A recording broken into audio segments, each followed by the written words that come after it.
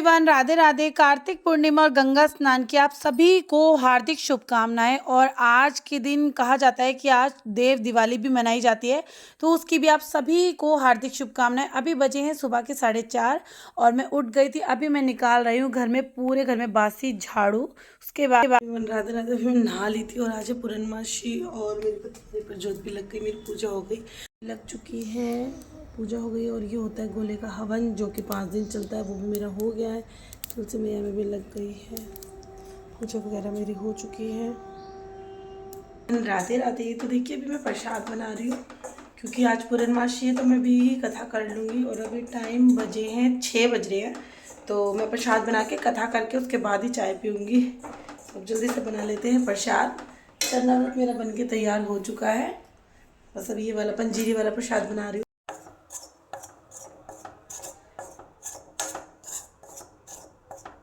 भक्ति भाव से नैवेद्य केले का फल, घी, दूध और गेहूं का चूर्ण सवाया लेवे। गेहूं के अभाव में साठी का चूर्ण, शक्कर तथा गुड़ लेवे। सब भक्षण योग्य पदार्थ करके जमा करे, भगवान को अर्पण करे तथा बंधु बांधु सहित ब्राह्मणों का भोजन करावे। तत्पश्चात स्वयं भोजन करे। नित्य गीता आदि का आचरण कर श्री सत्यनारायण भगवान का स्मरण करते हुए समय व्यतीत करे। इस तरह व्रत करने पर मनुष्य की इच्छाएं निश्चय पूरी होती है। विशेषकर कली काल में मनुष्य का यही मोक्ष का सरल उपाय रहेगा। बोलो श्री भगवान की जय, सत्यनारायण भगवान की। बूढ़ा ब्राह्मण बन के कांचन महल की, ओम जय लक्ष्मी रमणा।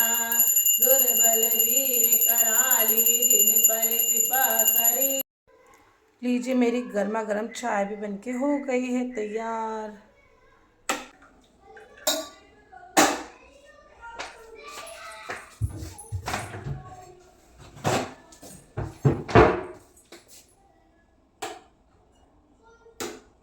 तो आ जाइए आप सभी पी लीजिए गरम गरम चाय। तो पूजा मेरी हो गई है, मैंने चाय भी पी ली थी। उसके बाद मैं आ गई हूँ किचन में। और मेरा और सासू माँ का व्रत है, बाकी सबका नहीं है, तो उन सबके लिए मुझे बनाना था खाना। तो सिंपल रोटी मैंने बना दी है और साथ में सब्जी। भाई बच्चों को वैसे तो ये हरी सब्जियाँ बिल्कुल भी पसंद नहीं है, लेकिन खानी बहुत ज़रूरी होती है, इसलिए मैं बना देती हूँ। तो आज मैंने बनाई है ये आलू मेथी की सब्जी। और अभी पतिदेव गए हुए हैं हमारे देवता पे जोत लगाने के लिए, क्योंकि पूर्णिमा और अमावस पे हमारे देवता की जोत ज़रूर लगाई जाती है। और आज ही मेरी पतवारी माता की होगी विदाई, तो बस मैं अब इनको यहाँ से उठा रही थी। तो इन ईंटों को, जो 5 ईंटें पूजी जाती है ना, अभी 2 साल से तो मैं इन्हीं को यूज़ कर रही हूँ। वैसे अगर हो सके तो आप नई भी ले सकते, नहीं तो अगर आपके पास नई एक बार आपने ले लिया, बार बार उन्हें भी यूज़ कर सकते हैं। तो बस मैं इन ईंटों को हटाकर पतवारी माता को यहाँ से उठा रही थी। और पतवारी माता को जब भी आप विसर्जन के लिए लेके जाए ना, तो उन्हें किसी भी कोरे लाल कपड़े, पीले या हरे, ऐसे मतलब उस कपड़े में लेके जाना चाहिए। और लाल हो तो सबसे अच्छी बात है। और देखिए सबसे पहले हमने क्या करना है ना, थोड़ी सी मिट्टी इस तरह से बना के छोटा सा लड्डू बना लेना है। और आप इसे अपनी तिजोरी में या अलमारी में जहाँ पैसे रखते हैं वहाँ भी रख सकते हैं, लेकिन मैं इसे हमेशा तुलसा जी के गमले में रखती हूँ। क्यों? क्योंकि मैं इसकी यहाँ पे पूजा करती हूँ ना, तो मैं इसीलिए यहीं रख लेती हूँ, मैं अलमारी में नहीं रखती हूँ। तो गमले में ही हमेशा रहती है और यहाँ पर दिन रात जोत जलती है, तो मुझे लगता है कि पूजा हो जाती है, इसीलिए मैं तो यहीं रख लेती हूँ। अगर आप चाहें तो अलमारी में भी रख सकते हैं। उसके बाद मैंने ले ली है ये लाल कलर की चुन्नी, और अपनी पतवारी माता को मैं इसमें विराजमान कर लूँगी। और इसके साथ साथ हमें आज एक चीज़ और चाहिए। हमने जैसे कि आंवला नवमी पे जोत लगाई थी, 365 गौ अष्टमी पे लगाई थी, और हमने देवउठनी एकादशी यानी कि तुलसा जी का विवाह था उस दिन भी लगा दी थी। तो अभी मैं हरिद्वार या गंगा जी, जमुना जी कहीं नहीं जा रही हूँ, तो मैंने सोचा है कि मैं जहाँ पर भी अपनी पतवारी माता का विसर्जन करूँगी ना, वहीं गंगा मैया, जमुना मैया का नाम लेकर अपनी ये 365 जोत में वहाँ पर जला दूँगी। तो मैंने अपनी जोत भी ले ली है। जा रही हूँ अपनी पतवारी सिलाने, और गंगा जमुना की जो नाम की जोत है ना, जहाँ पतवारी सिलाऊंगी वहीं पर ये जोत भी जला दूंगी। तो चलिए अब आपको लेके चलती हूँ, मैं अपनी पतवारी सिलाने जा रही हूँ। तो चलिए।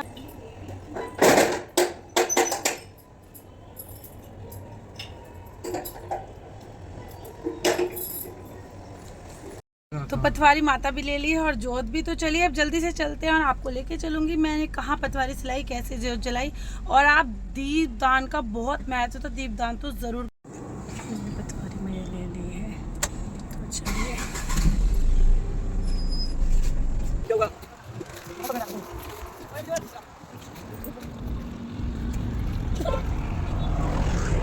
उल्टा के जा रही है। हाँ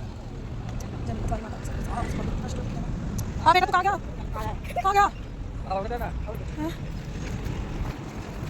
पैसे देना थोड़े से। कहाँ अंदर नीचे के पता नहीं आया।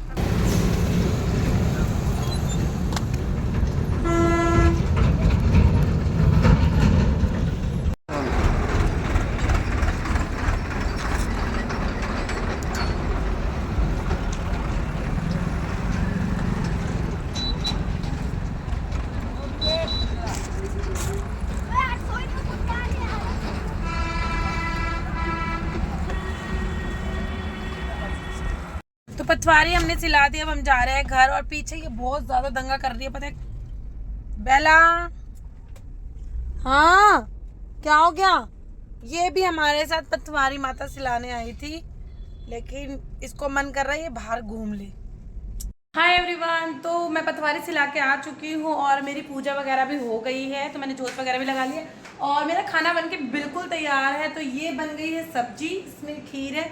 बस अब मैं पूरी ही बनाने वाली थी, पूरी ही बना रही हूँ। और आज मैं अपनी मौसी और मौसा जी को ही जिमा रही हूँ। मतलब कहते हैं ना पंडित पंडितानी को ही जिमाना चाहिए, तो मैं उनको जिमा रही हूँ, क्योंकि जो रिश्ते में बड़े होते हैं उनको जिमा सकते हैं, तो उन्हीं को जिमा रही हूँ। बस उन्हीं का आने का वेट है। उनके आते ही उनको जिमाने के बाद फिर मैं व्रत खोलूँगी, क्योंकि आज बहुत बड़ी पूर्णमासी है। तो मौसी और मौसा जी जिम कर चले गए थे, उसके बाद मैंने भी चंदा मामा को अर्घ दे दिया था और व्रत खोल लिया था। अगले ब्लॉग में फिर मिलेंगे। राधे राधे।